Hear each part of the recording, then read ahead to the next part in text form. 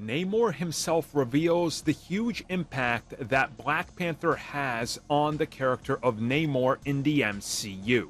And believe it or not, Namor doesn't necessarily see T'Challa as somebody that he wanted to confront and attack. Instead, he actually admires him, which is real interesting.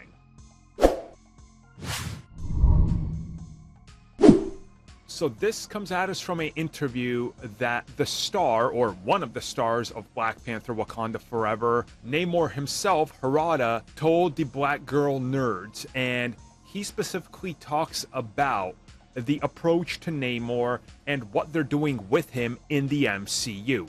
And one of the things that he reveals is that Namor, when you look at him, yeah, he comes off as a villain, but that's not necessarily the whole story here, and how he himself sees a character like Black Panther, aka T'Challa. And he says that when he went into this and the story that unfolded in front of him, you're gonna get the sense and see that Namor admires T'Challa and the Black Panther, that he looks up to him and that he sees him as somebody that's a great king and a good leader. Now, of course, one of the things that's really sad here, obviously, is the fact that we'll never actually get to see Namor and T'Challa interact with one another because of, obviously, real-life circumstances.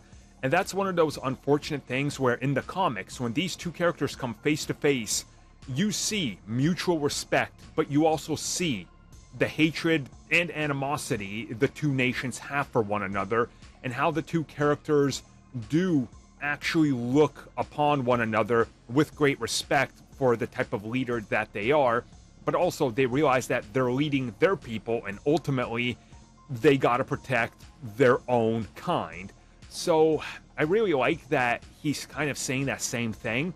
Like, there's an admiration and respect here, but we're not necessarily going to get to see that, but that's going to be felt in the film.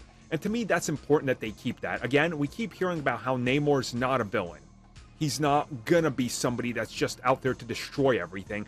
And I think that's important as well, because you gotta sell both of those aspects of Namor correctly. Because when he comes back in the MCU, and I'm assuming he's surviving, you gotta have him as a reluctant hero.